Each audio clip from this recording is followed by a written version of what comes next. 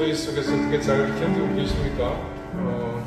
코로나가 다시 재유행을 하면서 우리 교우들도 오늘 많이 예배 참석을 못했습니다. 체온도 풀려서 오늘은 8월 첫째 주일입니다. 다 같이 자리에서 일어나서 우리 마음과 정성을 다해 살아계신 하나님께 예배드리겠습니다.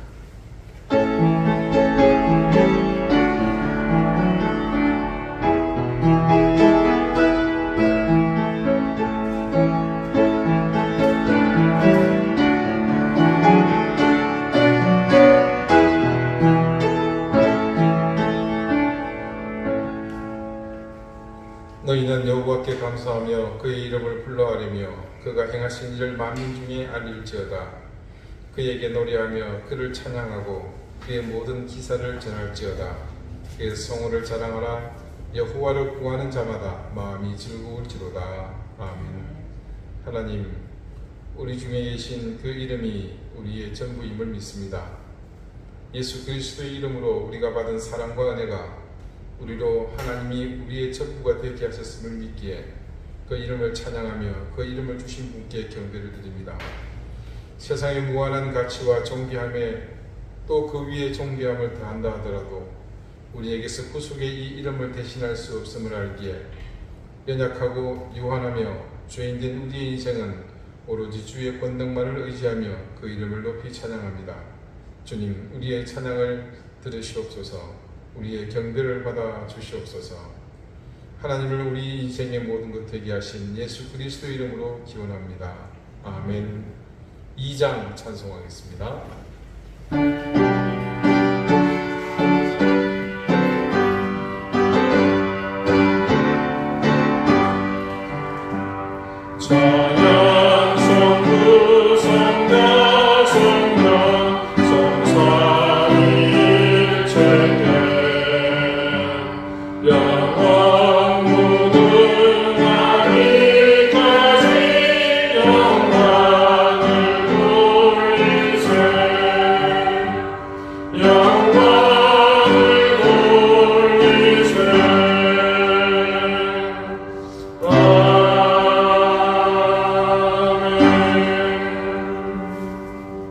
이제 다 함께 참회의 기도를 드리겠습니다. 끝없이 참으시고 우리를 기다려 주시는 하나님, 언제나 변치 않으시는 자비와 긍휼의 하나님 앞에 지나온 우리의 시간들을 부끄러운 삶들을 돌아보며 사죄의 은총을 구합니다. 지난 한 주간의 삶은 우리의 임의대로 주님을 판단하고 우리 삶의 방법대로 사는 삶이었습니다. 당연히 우리 삶의 우선순위는 주님이 아니고 우리 판단과 고집이 모든 것에 우선하는 삶이었습니다. 그렇게 믿음의 자리를 떠난 우리는 육신의 쾌락과 방탕함에 목을 맡긴 채 의미 없이 시간을 낭비하며 살았습니다. 그래서 주님을 생각하면 감사와 은혜가 넘쳐야 했지만 도리어 근심과 염려만 넘쳐났습니다. 원인도 이유도 모른 채 염려와 불안에 휩쓸리며 주님의 자녀다운 승리자의 삶을 살지 못했습니다. 불평과 불만이 늘 가득하고 비판과 정죄만 일삼는 하루하루를 살았습니다. 주님, 우리의 이런 무익하고 악했던 모습을 용서해 주십시오. 다시 한번 긍휼의 손길을 펼쳐 주셔서 우리를 보듬어 주십시오. 이제는 하나님과 나만이 아는 은밀한 죄를 생각하며 계속해서 침묵 가운데 참여의 기도를 드립니다.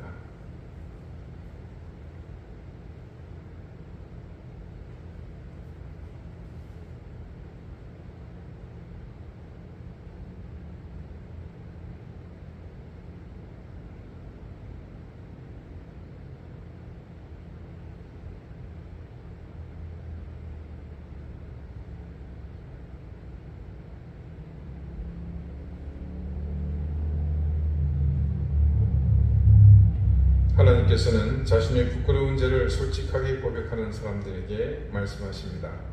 내가 그들의 악행을 사하고 다시는 그 죄를 기억하지 아니하리라. 여호와의 말씀이니라. 아멘. 이제는 사도신경으로 우리의 신앙을 고백하오니 나는 전능하신 아버지 하나님 천지의 창조주를 믿습니다. 나는 그의 유일하신 아들 우리 주 예수 그리스도를 믿습니다. 그는 성령으로 잉태되어 동정녀 마리아에게서 나시고 본디오 빌라도에게 고난을 받아 십자가에 못 박혀 죽으시고 장사된 지 사흘 만에 죽은 자 가운데서 다시 살아나셨으며 하늘에 오르시어 전능하신 아버지 하나님 우편에 앉아 계시다가 거기로부터 살아있는 자와 죽은 자를 심판하러 오십니다.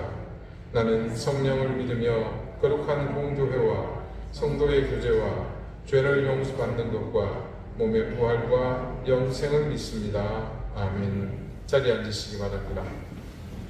이제 다 함께 성시를 교독하겠습니다. 성시는 교독문 9번 10편 15편입니다.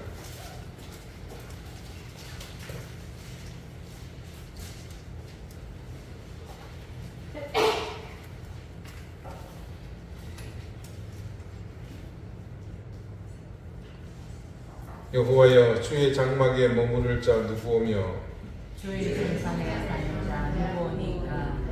정직하게 행하며 공의를 실천하며 그의 마음에 진실을 말하며 그의 혀로 남을 허물하지 아니하고 그의 이웃에게 악을 행하지 아니하여 그의 이웃을 비방하지 아니하며 그의 눈은 망령된 자를 멸시하며 여호와를 여호와하는 자들을 경배하며 그의 마음에 서운한 것은 해로울지라도 변하지 아니하며 이자를 받으려고 몸을 부어주지 아니하며 뇌물을 받고 무주한 자를 해하지 아니하는 자이니 이런 일을 행하는 자는 영원히 흔들리지 아니하리이다. 아멘.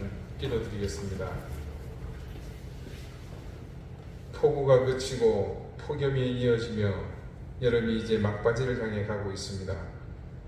그 가운데 새롭게 다시 전염병의 확산으로 모두가 불안해하며 근심 가운데 있지만 하나님의 전능하신 손길이 지금껏 변함없이 인도하셨던 것처럼 이 위협 속에서도 우리와 동행하심을 믿습니다. 거대한 자연재해 앞에서 겸손하지 못하고 더 교만해지는 인생들에게 깨달음을 주시고 스스로의 오만함을 벗게 해주십시오. 미련함으로 스스로를 올무에 처하게 하며 나아가 모두를 위협 속으로 몰고 가는 어리석음을 범하지 않게 해주십시오. 우리에게 주어진 모든 것에 감사하며 당연하게 주어진 모든 것에 담긴 하나님의 은혜와 사랑을 더 깊이 깨닫게 하십시오. 수해로 삶의 터전을 잃은 이웃들, 또 무엇보다 사랑하는 가족을 잃은 이웃들을 하나님께서 불쌍히 여겨주시고 그들을 위로해 주시며 하나님 은혜의 손길을 더해 주십시오. 또다시 다가오는 이런 위기 속에서 우리가 더욱 견지해야 할 것이 있다면 하나님의 말씀 앞에 겸손히 겸비하고 가난한 심령으로 기다리는 것임을 깨닫기 원합니다. 이미 지치고 상해버린 우리의 심령들에 이제 더 흘릴 눈물마저도 말라버린 이 상황에서 끝을 알 수 없는 이 고난이 멈춰지게 하시고 우리에게 신랑 같은 희망이라도 좋으니 하나님 허락해 주시고 보여주시기를 구합니다. 주님, 우리가 이때를 온전히 감당하는 것이 얼마나 큰 사명인지 깨닫게 해주셔서 절망으로 치닫고 있는 세상을 향해 우리가 이 땅의 희망이 되게 해주십시오. 마땅히 있어야 할 자리를 우리가 당당히 지켜나가게 해주십시오. 우리에게 주신 모든 역할과 책임에 최선을 다하게 해주십시오. 결핍과 손해에 익숙해지게 하시고 물러서며 양보하며 때로는 희생을 각오하는 마음으로 우리는 하나님의 자녀로 그렇게 살게 해주십시오. 주님, 세상의 불의한 힘을 깨닫는 우리는 사명자임을 기억하며 이 시대 가운데 우리에게 주어진 이 사명의 무게를 온전히 감당하게 해주십시오. 더욱 굳건한 믿음으로 흔들림 없이 우리의 자리를 지키게 해주시고 이 시대 속의 모든 교회가 이 사명을 바로 깨닫게 하시며 이제 그 생각대로 욕심대로 개교회주의를 지향하며 살던 습관을 버리고 하나님께서 명하시는 실패와 후퇴의 길을 이제는 당당하게 갈 수 있게 해주십시오. 우리가 매주간 에베소서의 말씀을 통해서 교회의 깊은 의미를 깨달아가는 이 시간들이 그래서 우리에게 더욱 큰 용기를 갖고 세상 가운데 하나님이 명하시는 교회로서 가는 시간들이 되게 해주십시오. 오늘도 이 시간 주님 앞에 더욱 겸손한 마음으로 겸비하여 예배합니다. 이 예배를 통해 혼돈 속의 길을 보여주시고 이 짙은 어둠 속에 하나님께서 빛을 비춰주셔서 우리의 나아갈 바를 알게 해주십시오. 특히 우리 사랑하는 교우들을 지켜주십시오. 새롭게 코로나에 감염되어 고통받는 우리 가족들을 주님께서 지켜주시고 어린 생명들을 더욱 강건하게 해주십시오. 연로하신 어른들을 하나님께서 더욱더 은혜로 강건함으로 지켜주시고 모두가 건강하게 예배 자리를 지켜나갈 수 있도록 도와주시기를 기도합니다. 우리 자녀들의 앞길을 활짝 인도해 주십시오. 어려운 생업의 현장을 주님께서 지켜주십시오. 사랑하는 자녀들의 모든 형편을 나아지게 해주십시오. 오늘 이 예배를 주님께서 기쁘게 받으시며 하늘의 신령한 은혜로 이 시간 우리에게 내려와 주십시오. 겸손한 마음과 가난한 심령으로 주님만을 바라보오니 주님 우리를 불쌍히 여겨 주십시오. 예수 그리스도 이름으로 기도드립니다. 아멘.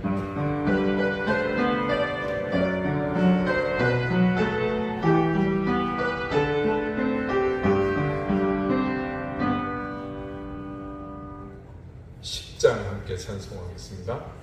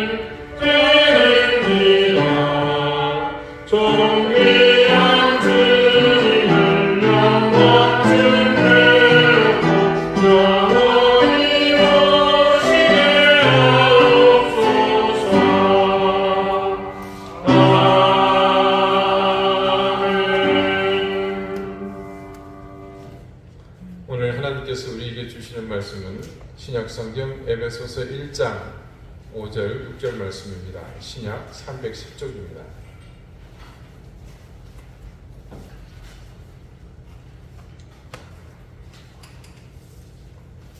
에베소서 1장 5절 6절 말씀을 제가 읽겠습니다. 이제 다 같이 자리에서 일어나 하나님의 말씀을 경청하십시오. 그 기쁘신 뜻대로 우리를 예정하사 예수 그리스도로 말미암아 자기의 아들들이 되게 하셨으니 이는 그가 사랑하시는 자 안에서 우리에게 거저 주시는 바 그의 은혜의 영광을 찬송하게 하려는 것이라. 아멘. 자리에 앉으시기 바랍니다. 하나님께서 이 말씀으로 우리에게 은혜 주시기를 원합니다. 하나님께서 우리에게 찬송을 요구하시는 이유는 한 가지라고 저는 생각합니다. 그것은 하나님께서 우리와 계속해서 인연을 이어가시겠다는 그런 조치다. 그렇게 생각합니다. 이미 앞서 몇 주간 우리는 하나님 은혜에 대해서 이전보다는 훨씬 많은 이해를 하게 되었습니다. 그분은 우리를 그리스도 안에서 불러주셔서 하늘에 속한 신령한 복을 주시는 분이라는 사실을 알았습니다. 하나님께서 우리를 불러주시는 것은 단순히 호명하는 차원을 넘어서 한층 더 깊고 넓은 의미가 있다고 할 수 있습니다. 그것을 상징하는 것이 바로 지난주 우리가 알게 된 사실, 우리를 각각 딸과 아들로 입양해 주셨다는 그 사실에서 더욱 확실하게 알 수 있고 확정하셨다는 것을 또한 알 수 있었습니다. 하지만 우리가 그런 사실관계에 있어서 매우 심각하게 부족한 것이 있었습니다. 그것은 우리의 신분이 하나님의 자녀로 급상승되었다는 그 사실에만 머물러 있었고, 그 사실 하나만으로 우리는 신앙의 터전을 삼았고, 그것이 또한 우리 신앙의 전부였다는 사실입니다. 이 시점에서 소환된 신데렐라는 지난주에 의문의 일패를 당했죠. 동화의 끝이 왕자와 결혼한 신데렐라가 가정 불화가 있었다든지 아니면 이혼했다는 소식이 들리지 않는 것으로 보아 둘은 정말로 행복한 결혼 생활을 했다고 봐야 하는데, 그때 가장 기본되는 조건이 있었습니다. 부엌대기의 모습을 벗어버리고, 또 아니면 새엄마의 시각에서 바라본 수다쟁이의 모습을 벗어버리고, 왕자비로, 그리고 더 나아가 왕비로 손색 없는 교양과 품위를 노력하여 갖추었기 때문일 것입니다. 신데렐라의 신부 수업 광경을 살짝 한번 들여다봅니다. 그녀는 자신의 영혼을 빼고는 모든 것을 다 바꿔야 했습니다. 말하는 것에서부터 시작해서 숨쉬는 것 빼고는 전부 이전과 달랐을 것입니다. 걸음을 걷는 것도 틀립니다. 숨쉬는 것은 빼고라고 말했지만 사실은 숨쉬는 것도 아마 이전처럼 함부로 쉬지 못했을 겁니다. 우리나라 사극이나 또 사극을 배경으로 한 영화에서도 그런 장면들이 등장하지 않습니까? 이른바 간택령이 내려집니다. 그러면 전국의 모든 남녀는 결혼을 할 수 없습니다. 왕비나 아니면 세자의 배우자를 맞이하게 되죠. 그렇게 해서 궁궐에 들어오면 궁궐의 예법부터 배워야 합니다. 궁궐에 들어오면 모든 게 달라집니다. 제일 먼저 두드러지는 게 뭘까요? 사용하는 용어죠. 궁에서 쓰는 말과 사가에서 쓰는 말이 다릅니다. 특히나 임금과 관련된 것은 모두가 다 다릅니다. 어가하다는 뜻의 어자를 붙여서 임금 전용으로 표기합니다. 그래서 임금이 입는 옷은 어의, 임금의 전용 의사는 또 어의, 의자가 틀리죠. 임금의 소는 어수, 임금이 타는 가마는 연 혹은 어가라고 부릅니다. 또 용을 쓰는 경우도 많습니다. 임금의 얼굴은 어안이 아니고 용안입니다. 임금이 앉는 높은 자리는 용상, 그리고 임금이 입는 옷이 어이지만 또 다른 말로 용포라고도 부릅니다. 모두 용자가 붙습니다. 그러면 임금이 트림을 하면 용트림. 어려운 과정에서 조금씩 자신이 왕자비로 혹은 왕비로 훈련받다 보면 분명히 깨닫게 되는 것이 있고, 그 깨달음을 통해 신세계를 알게 되겠죠. 그리고 자신이 조금씩 변하고 있다는 사실을 인지할 겁니다. 그렇듯이 우리에게 필요한 것은 하나님 나라에 합당한 자격을 갖춘 그런 사람이 되는 것이었습니다. 이렇게 우리의 변화된 모습은 이전에 우리가 알던 세상의 삶과는 완전히 구별되는 이른바 거룩함을 이루어가는 것을 말합니다. 이 과정을 통해서 우리가 어떻게 되겠습니까? 비로소 우리 자신은 본질적으로 그렇지 않을지라도 하나님 인도하심으로 의롭게 됩니다. 우리가 하나님의 자녀가 되었습니다. 하나님의 나라를 상속받을 진짜 상속자요, 허울뿐인 양자가 아니라 진짜 하나님의 자녀가 되었다는 그 사실을 인식한 것으로 머물지 않고, 신데렐라가 왕자비가 되고 왕비가 된 것처럼 우리가 그렇게 우리 자신이 성화되기 위해 애쓰고 노력한 결과 마침내 우리가 진짜 의로운 하나님의 자녀로 지금과 전혀 다른 신분으로 변화되었다고 한번 생각해 보십시오. 이전에 즐기던 세상의 많은 성취와 그로 인해 맛본 만족들이 더 이상 우리에게 무슨 의미이겠습니까? 간절히 소망하던 소유를 이루고 그 소유를 바탕으로 지위를 얻고 그 지위에 따른 힘을 얻어 나 스스로 만족하는 것들이 여전히 이전과 같이 내게 영적 만족을 주겠습니까? 그것들이 모두 헛되는 것이라는 사실을 온전히 알고 그로부터 그 인생은 전혀 다른 인생을 살지 않겠습니까? 그런데 우리가 그런 인생이 되도록 인도하시는 분이 하나님이시라는 사실을 에베소서를 통해서 우리는 매주일 뼈에 사무치도록 깨닫고 있습니다. 오늘 본문의 말씀을 보겠습니다. 지난주와 중첩된 5절입니다. 그 기쁘신 뜻대로 우리를 예정하사 예수 그리스도로 말미암아 자기의 아들들이 되게 하셨으니. 자, 여러분, 우리는 이 말씀이 하나님께서 천지를 만드신 이 창조의 사역보다 더 존귀한 가치를 지니는 사실이라는 것을 알았습니다. 우리를 하나님의 진짜 아들과 딸로 삼아 주셨다는 사실을 다시 한번 기억해 봅시다. 그런데 그 다음 6절이 어떻게 시작합니까? 이는 그가 사랑하는 자 안에서 우리에게 거저 주시는 바 그의 은혜의 영광을 찬송하게 하려는 것이다. 자, 여기서 가리키는 이는 이것이 뭐겠습니까? 자, 앞서는 5절의 내용이죠. 그래서 6절의 문장 구성을 보니까 이것이 이는 끝에 동사를 보세요. 무엇을 하게 하려는 것이다. 그렇게 문장이 끝나고 있죠.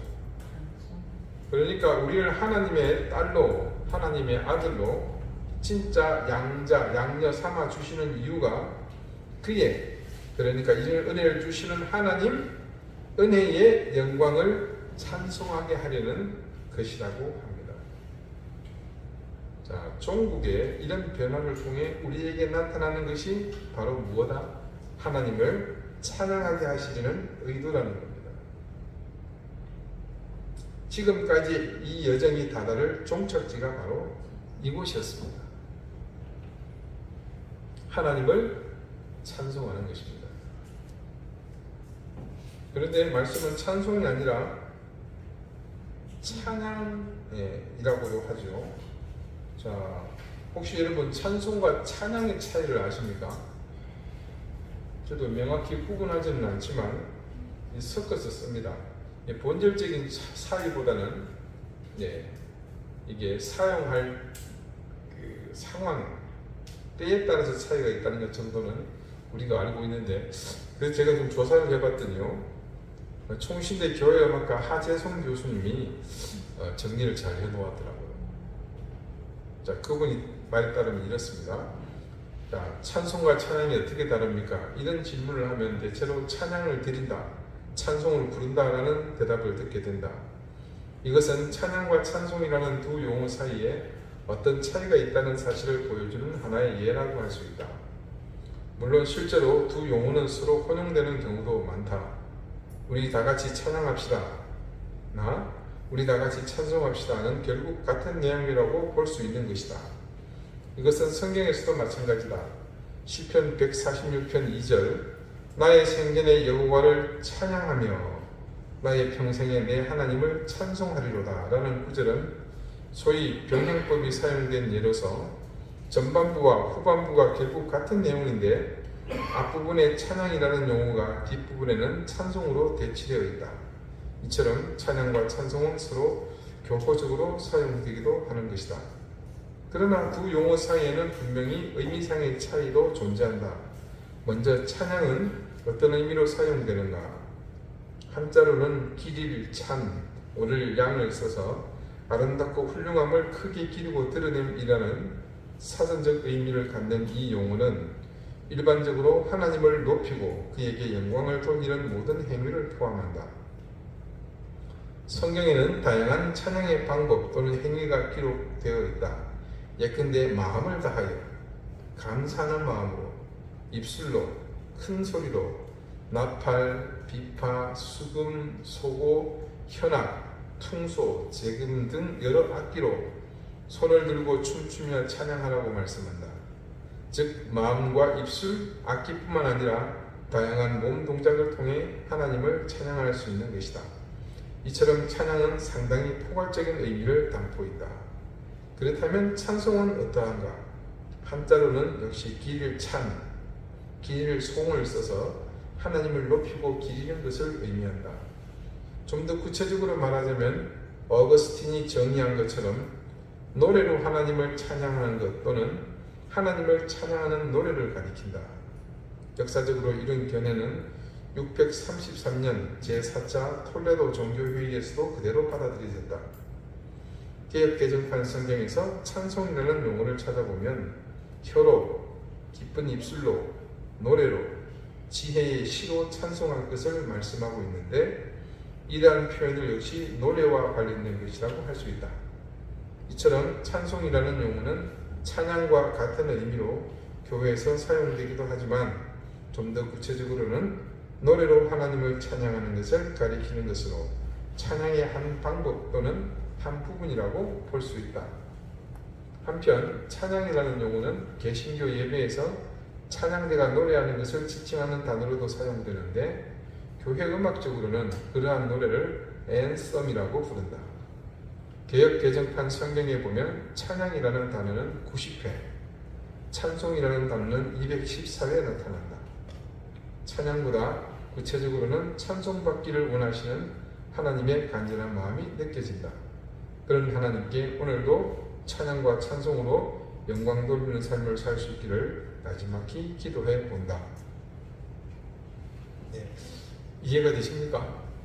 네, 반말하니까 좀 기분 나쁜데 찬양이라는 것은 하나님을 높이고 기리는 모든 것을 포괄한다는 의미고 찬송은 그 방법 중 시가로 찬양하는 것을 의미한다. 이 정도로 이해하시면 여러분 충분히 이해하는 것으로 가도 될 것 같습니다. 아무튼 우리가 하나님의 자녀로 모자람 없이 성숙하고 또 믿음이 장성해졌을 때 우리에게서 볼 수 있는 가장 두드러지는 모습은 다름 아닌 하나님을 찬양하는 모습이라는 것을 이 에베소서의 말씀을 통해 알 수 있습니다. 그것은 무엇보다도 하나님의 바람이요 그분이 원하시는 것이라는 것을 또한 이 말씀을 통해 알 수 있습니다. 그런데 여기서 우리가 간과해서는 안 될 중요한 사실이 한 가지 더 있습니다. 제가 누구를 비판할 목적으로 드리는 말씀이 결코 아니라는 것을 먼저 말씀드립니다. 한때 80년대에 시작해서 90년대를 거치면서 서울의 한 대형 교회를 중심으로 시작된 찬양의 문화가 온 한국 교회를 뒤덮은 것을 잘 아실 겁니다. 대교회 찬양단이 무대를 가득 메우고 기존에 쉽게 접하지 못했던 다양한 장르의 찬양을 소위 경배와 찬양이라는 이름으로 기존의 예배 문화까지도 완전히 뒤집는 일대의 선풍을 일으켰습니다. 이 문결은 당시 젊은 층들을 교회 안으로 이끄는 중심적인 역할을 하는 통에 많은 교회가 앞다투어 수용하기에 이릅니다. 물론 기존의 신앙생활에 익숙해 있던 그런 기성세대는 마땅치 않게 여겼습니다. 그러나 일단 젊은이들이 교회에 나오고 부흥에 일조하다 보니까 어쩔 수 없이 수용하는 지경에 이르게 되었습니다. 그래서 이렇게 손을 올리고 마이크 잡고 눈을 반쯤 뜨고 이렇게 하는 이게 모든 교회들마다 그냥 유행이 되었었습니다. 그렇다면 오늘 이 말씀을 통해 과거 그리고 지금도 이어지고 있는 이 현상을 한번 우리 시각으로 아주 성경 중심적으로 말씀에 근거해서 객관적으로 한번 판단해 봅시다. 6절 말씀을 다 같이 한번 볼까요? 이는 그가 사랑하시는 자 안에서 우리에게 거저 주시는 바 그의 은혜의 영광을 찬송하게 하려는 것이다. 자, 이 말씀을 곰곰이 곱씹어 보면요, 조금 전 장황하게 소개해드린 소위 말하는 그런 경배와 찬양이 가지는 성격과 어딘지 조금 핀트가 엇나간다는 생각이 들죠. 결정적인 차이는 이 원동력, 시작점이 어디냐는 것입니다. 물어봅시다. 우리에게 찬양해야 될 이유가 뭔가요? 이 질문에 대한 정답은 사실 여러 가지가 있겠으나 일반적인 대답은 이겁니다. 우리의 마땅히 해야 할 바이다. 정확한 대답입니다. 하지만 여기는 전제 조건이 있죠. 하나님께서 우리에게 지금껏 우리가 알고 있는 모든 것을 행하신 그 놀라운 은혜의 일들을 이미 숙지하고 있다는 전제하에서입니다. 하나님이 세상을 창조하셨습니다. 그런데 우리가 지난주 존 스토트 목사님의 글에서 본 것처럼 그보다 더욱 존엄한 가치를 지니는 것이 뭐라고 했습니까? 그분이 우리를 자녀로 삼아 주신 겁니다. 그런데 여러분, 일반인이 그런 사실을 믿겠습니까? 아니, 믿는 것은 고사하고 그런 사실이 있었다는 사실이라도 알까요? 하나님이 천지를 창조하셨고 그분이 우리를 창조하셨다고 말하면 일반인들은 전부 뭐라고 대답하겠습니까? 원숭이 들이밀잖아요. 이 대답, 마땅히 우리가 해야 할 바라고 대답하는 경우는 바로 이런 사실을 배제하고 모두가 하나님을 알고 그분의 모든 것을 인식했을 때입니다. 오늘 본문 6절의 말씀은 바로 그런 질문에 대한 정확한 대답입니다.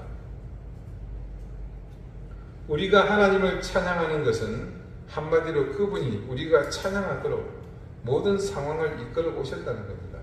그러니까 결론부터 말씀드리자면 하나님을 찬양하는 것은 마땅히 해야 할 일이고 우리의 본분이지만 그것이 어떤 인위적인 분위기나 또 연출이나 혹은 감정에 의존해서 해야 할 일은 아니라는 겁니다.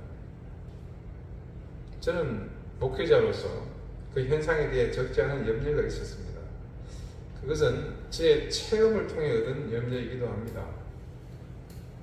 제가 졸업한 신학대학원에 소위 우리나라에서 원조격인 이 경비와 찬양팀이 집회를 한 적이 있습니다.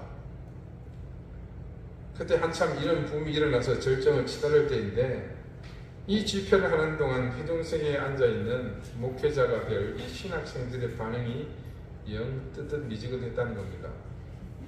비상이 걸렸습니다. 어떻게 우리가 와서 이렇게 이 화려한 무대를 돌리고 찬양을 하는데 왜 저기 돌덩이처럼 앉아있느냐.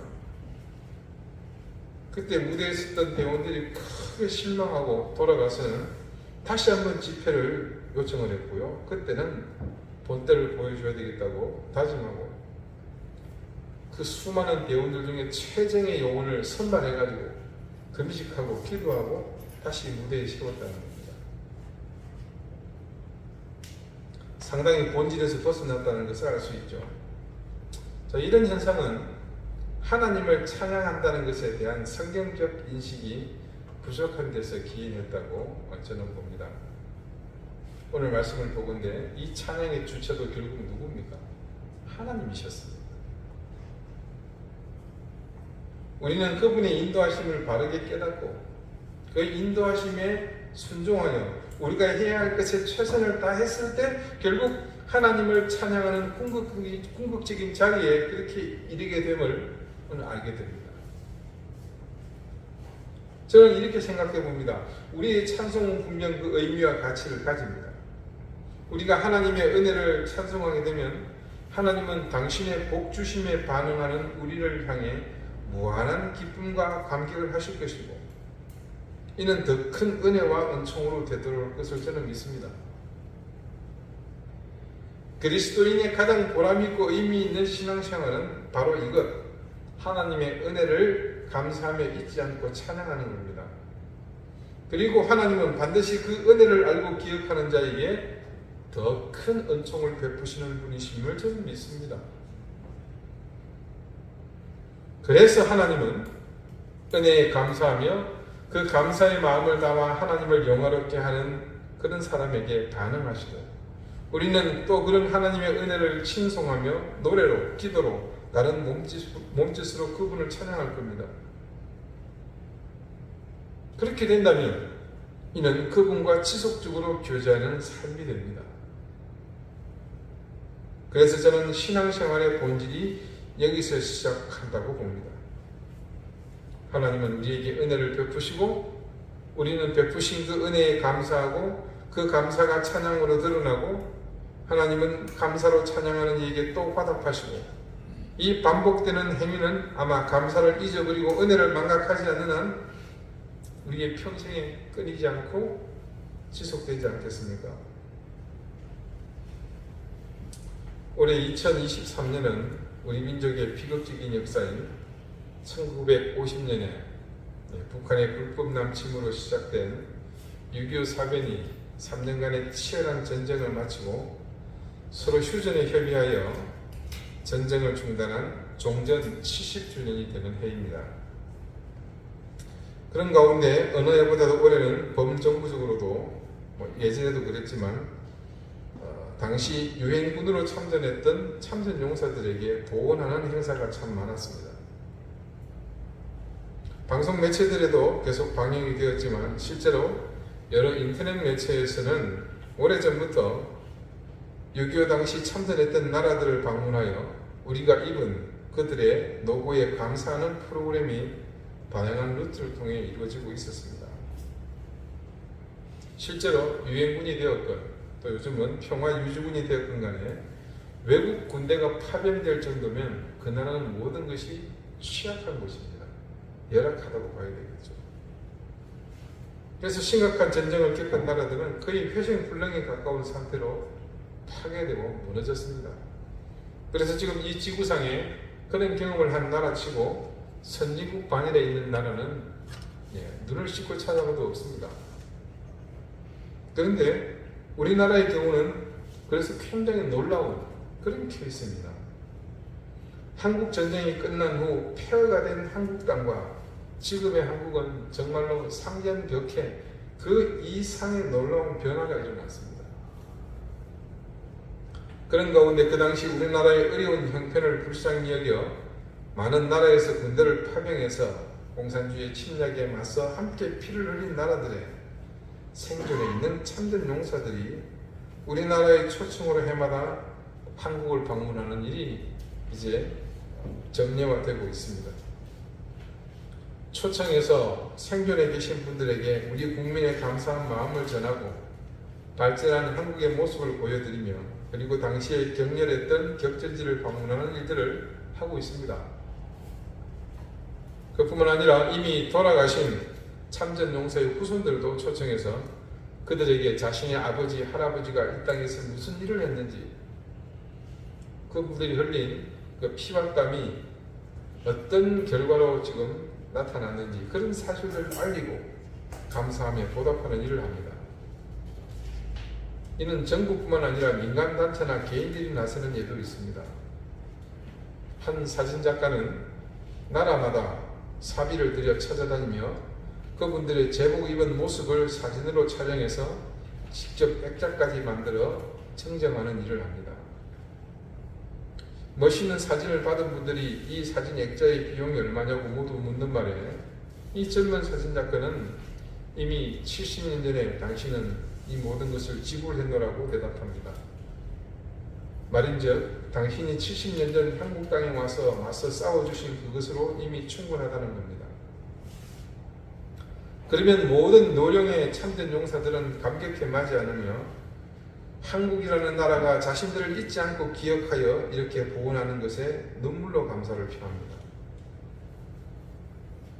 지난 코로나가 한창 성행할 무렵 초기 여러분 기억하시죠? 한때 전 세계적으로 마스크가 하늘의 별 따기보다 구하기 어려웠습니다. 그런 시절에 우리나라 보훈처는 해외 참전 용사들과 그의 가족들에게 마스크와 방역용품을 소포로 보낸 적도 있었습니다. 그때도 그분들은 스스로는 자신들이 한국에서 잊혀졌다고 생각했는데 이렇게 기억하여 찾아준 것에 대해서 감격의 눈물을 흘렸습니다. 이런 것은 그냥 작은 예에 불과합니다. 실제로 지금도 참전국을 대상으로 많은 원조가 이어지고 있는가 하면 어려운 나라들의 경우는 직접 찾아가서 참전 용사들의 집을 새로 지어주거나 수리해주는 일도 있고 후손을 위한 장학 사업도 지금 활발히 진행되고 있습니다.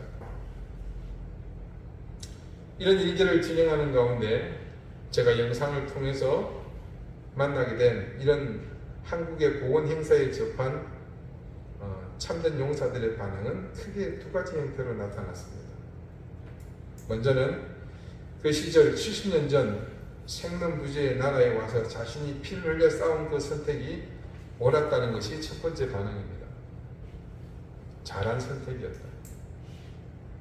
그러면서 또 한 가지는 다시 한번 이런 기회가 온다면 나는 그때도 여전히 같은 선택을 하겠다는 그런 반응이었습니다.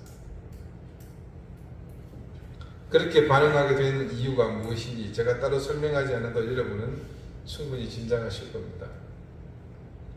그것은 그들의 참전이 헛되지 않도록 우리가 각고의 노력을 기울였기 때문입니다.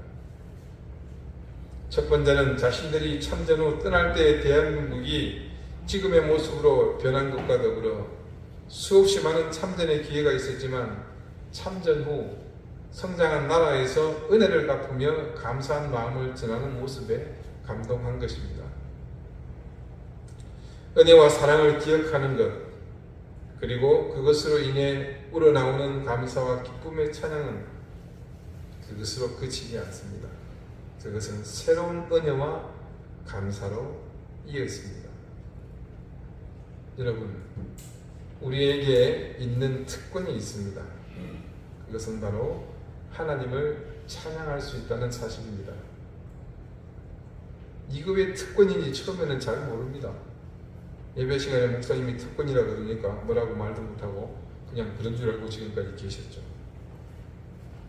그냥 이거는 우리만 할 수 있다라는 위안 정도로만 이해했습니다. 너희들은 못하고 우리만 할 수 있는 거야. 그게 좋은지 나쁜지도 모르고 뭐 이 정도.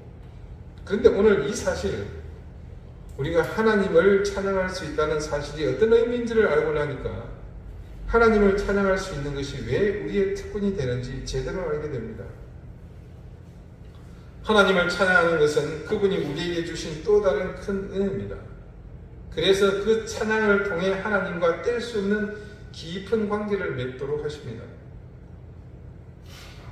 지난주 말씀 중에 우리가 하나님의 자녀가 된 사실을 인지하는 것에서 멈춰 있는 것이 우리 신앙의 현주소라고 했던 말씀 기억하실 겁니다. 그런 우리 신앙은 더 이상 하나님이 원하시는 자녀의 삶으로 이어지지 못해서 우리 신앙의 성장이 없었던 것이라고 했습니다. 상식적으로 생각해 봅시다. 그런 상태의 신앙, 그 수준에 멈춘 우리의 믿음을 통해 온전한 찬양이 가능하겠습니까? 그런 삶이 지속됨으로 우리에게 드러나는 공통적인 모습은 참된 찬양, 온전한 찬송이 사라졌다는 사실입니다. 신데렐라처럼 왕자비가 되고 왕비가 되었다는 그 사실에만 만족하고 전혀 자신을 그 바뀐 신분에 걸맞게 살아내지 못한 결과입니다. 우리의 눈이 닫혀 있으면 찬양할 수 없습니다. 그것은 세상 사람들이 찬양하지 못하는 이유와 같습니다. 무슨 말입니까? 못 보니까, 모르거든요. 우리가 이런저런 이유로 보는 눈이 가려져 버리면 하나님이 우리에게 주신 은혜와 사랑을 볼 수가 없습니다. 보지 못하는데 어떻게 알겠습니까? 같은 이유로 우리의 귀가 닫혀 있으면 그 역시 찬양을 못합니다. 다른 모든 감각들도 마찬가지입니다. 결국 우리가 정말 모든 감각이 열리고 우리의 신령까지 모두가 열렸을 때 우리는 하나님께 감사와 은혜의 찬양을 드릴 수 있는 겁니다. 교회의 중요한 기능 중 하나는 바로 이것입니다. 우리가 서로의 교회됨을 일깨우는 것은 우리에게 멈춘 이 성화의 동력을 서로가 깨워주는 것입니다. 그래서 우리가 각자 교회로서 다른 사람의 믿음 가운데 있는 하나님을 발견하고 그 발견을 통해 나를 보는 겁니다. 그냥 나를 보는 겁니까? 아니죠. 내 속에 있는 하나님의 형상을 보는 겁니다. 혹시 이런 찬양 아십니까? 형제의 모습 속에 보이는 하나님 형상 아름다워라. 존귀한 주의 자녀 됐으니 사랑하며 섬기리. 자매의 모습 속에 보이는 하나님 형상 아름다워라. 존귀한 주의 자녀 되었으니 사랑하며 섬기리. 우리가 서로에게 있는 하나님의 형상을 발견했을 때 그 다음 무엇을 하겠다는 겁니까? 사랑하며 섬기리. 그렇습니다. 하나님의 자녀다운 삶을 살겠다는 겁니다. 그랬을 때 우리의 삶에서 궁극적인 찬양이 완성되는 것입니다. 사랑하는 여러분, 하나님이 창세전에 이미 우리를 그리스도 안에서 택하셔서 불러주셨습니다. 그리고 택하신 우리에게 뭘 주셨습니까? 하늘에 속한 신약을 주시지 않았습니까? 하나님은 또한 그 사실을 분명하게 하시기 위해서 우리를 부르는 것으로 그치지 아니하시고 우리를 아들과 딸로 입양해 주셨습니다. 그 과정을 통해 확증해 주셨습니다. 우리는 한 주 한 주 이런 사실들을 말씀 속에서 깨닫게 되었습니다. 그리고 오늘 우리는 그런 과정을 통해 우리 가운데 완성되어야 할 중요한 사실 한 가지를 더 깨닫습니다. 우리를 입양해 주셔서 아들을 삼아주시고 딸을 삼아주신 하나님을 향해 그 부르심에 걸맞는 신앙의 삶을 통해 하나님과 더욱 깊이 이어지는 찬양의 삶이 있다는 사실입니다. 저는 소망합니다. 우리 교회가, 우리 교회를 이루는 여러분 한 분 한 분이 그런 교회 되시기를 바랍니다. 여러분이 모두 끊이지 않는 찬양의 삶을 완성함으로 나의 아버지 되시는 그분의 모든 것을 소유하고 누리며 그것으로 하나님과 영원히 끊이지 않는 동행하는 삶을 사시기를 바랍니다. 그리고 그런 교회가 되어 가시기를 바랍니다. 기도드리시겠습니다. 오늘 당신의 딸로 그리고 당신의 아들로 우리를 삼아주신 하나님, 그것이 결코 문자적으로 그리고 일회성으로 부르는 말이 아니라 입양이라는 과정을 통해 진짜 상속자로 삼아주셨다는 사실을 믿습니다. 이제 우리는 지난주부터 그런 우리의 신분이 변화된 사실에 만족하고 머무는 신앙이 아니라 하나님께서 삼아주신 자녀로서의 자격을 갖추기 위해서 성화의 의무에 참여하고자 합니다. 그리고 오늘 우리는 또 한 가지 그 성화의 목적이 하나님과 부자요 분여된 그 관계를 영원히 이어가기 위해 찬양하게 하셨다는 사실을 깨달으며 이후로는 더욱 찬양의 진심인 삶을 살고자 합니다. 우리의 눈을 열어주시고 귀를 열어주십시오. 모든 감각을 열어 그래서 하나님의 은혜의 영광을 보게 해주시고 깨닫게 해주시고 느끼게 해주십시오. 그리고 그런 우리를 통해 드리는 감사와 기쁨의 찬송을 받아주십시오. 예수 그리스도 이름으로 기도드립니다. 아멘. 15장 함께 찬송하겠습니다.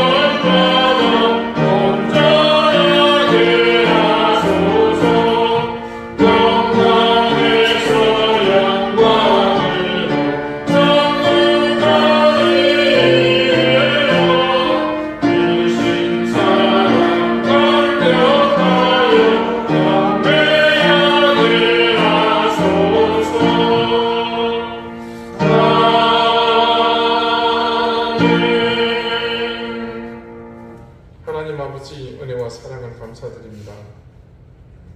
만세전에 우리를 택하셨고 우리를 그 택하심 속에서 그리스도의 자녀 뿐만 아니라 하나님의 자녀로 삼아주셔서 하늘의 신령한 은혜와 복을 누리게 하심을 감사드립니다.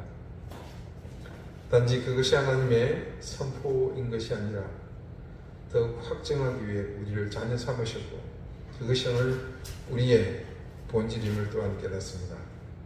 이 사실을 통해 알게 된 모든 것을 통해 하나님을 찬양하며 감사하며 그 삶이 하나님과의 지속적인 교제로 끊임없이 이어지게 됨을 기억하며 앞으로 우리의 삶이 더욱더 하나님 앞에 감사하며 찬양하는 귀한 삶이 되게 인도해 주십시오.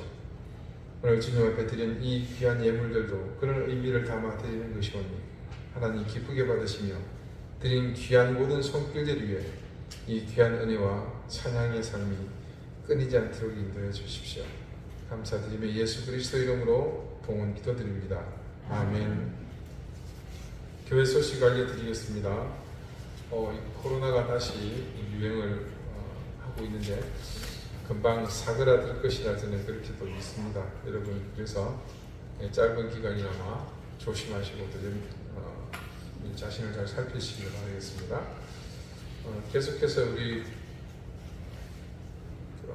기도 제목에 있는 환우들을 위해서 기도해 주시고 오늘 우리 쌍둥이도 그렇고 또 전은숙 집사님도 그렇고 또 우리 사모님도 실공 사모님도 지금 눈이 안 좋으셔서 오늘 한 자리 못하셨습니다.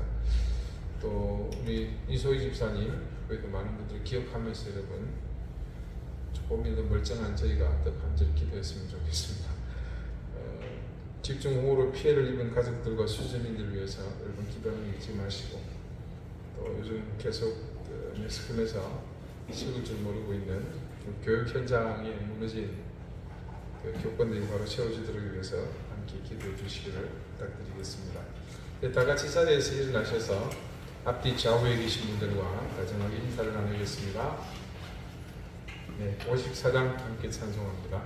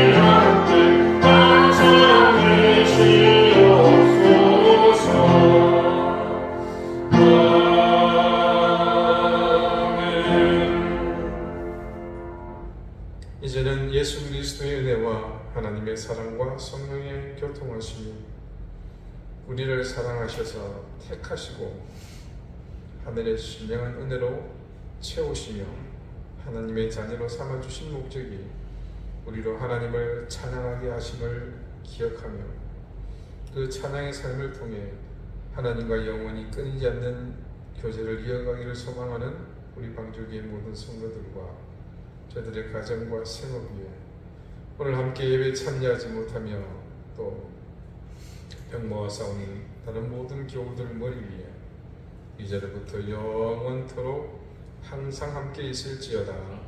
아멘.